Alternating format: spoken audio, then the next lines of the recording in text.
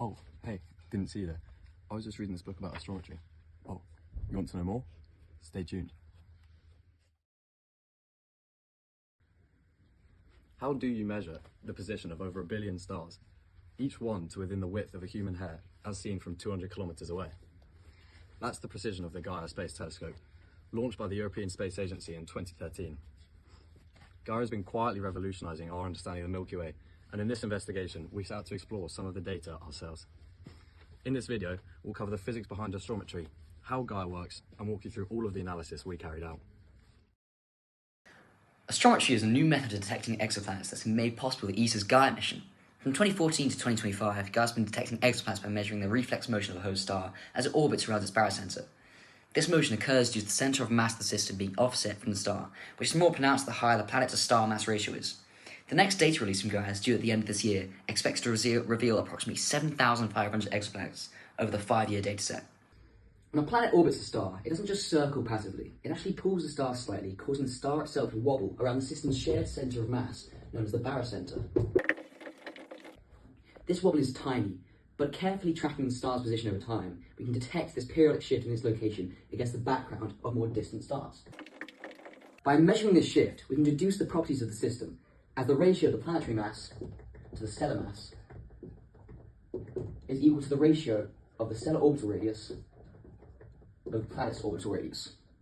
This challenge with astrometry is its sensitivity, as the stellar wobbles caused by the exoplanets can have semi-major axes smaller than 1 milliarcsecond, roughly the angular size of a golf ball in New York viewed from Europe. This is why space-based missions like ESA's Gaia have been so important, providing the precision needed to make astrometry a viable planet-detecting method. Gaia is a space observatory surveying roughly 2 billion stars with astrometric precision at the level of micro-arcseconds.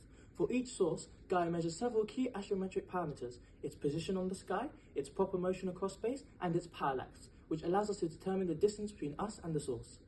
Compared to the earlier Hipparcos mission, which achieved milli-arcsecond precision, Gaia represents roughly a 30 to 50-fold improvement, reaching accuracies as high as 10 micro-arcseconds.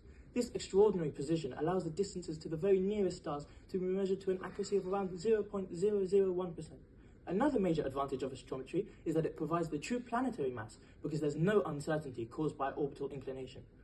The mission's data releases are also becoming progressively more powerful.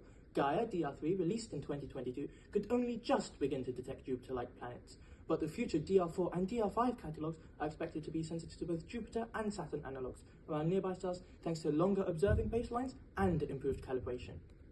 However, despite its remarkable strengths, Gaia still has important limitations. Because Gaia observes primarily invisible light, dust obscuration remains a major challenge. While it can penetrate some interstellar dust, regions with high extinction completely block visible wavelengths. Its CCD detectors also become less sensitive beyond about 900 nanometers, which reduces performance for very red objects such as M dwarfs. These stars are among the most interesting targets for exoplanet searches, but because they are faint in optical wavelengths, Gaia achieves lower signal-to-noise ratios and therefore poorer astrometric precision. So why are M dwarfs so important, and how can astrometric tools be improved? So red dwarf stars are incredibly common, so much so that they occupy roughly 70 to 75% of the stars in the Milky Way.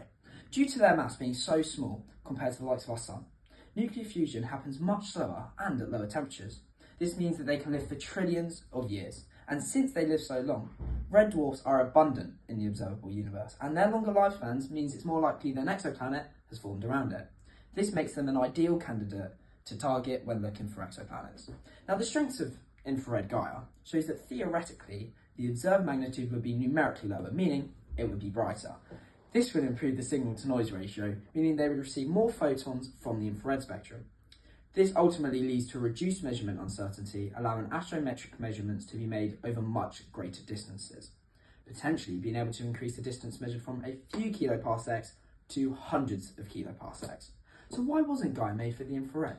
Well, there are lots of limitations that arise within infrared Gaia. Infrared detectors are less precise because they are able to pick up noise from areas such as the spacecraft itself. This means that the spacecraft needs a complex cryogenic cooling system which affects its mass, complexity and cost. Now, longer wavelengths means lower angular resolution for the same size mirror, which is not ideal. On top of that, data processing would become harder and the project's time frame would dramatically increase. All in all, visible light gives dramatically higher astrometric precision than infrared for the same telescope size. So, what did we learn? Astrometry, the precise measurement of stellar position, turns out to be a powerful tool for detecting what we can't directly see. The bigger the planet and the lighter the star, the stronger the signal. That makes red dwarf systems some of the most promising targets in the search for exoplanets. Gaia has shown just how far this technique can reach and pointed clearly towards the future missions should be looking. The universe is full of planets. Astrometry, it seems, is one of our best tools for finding them.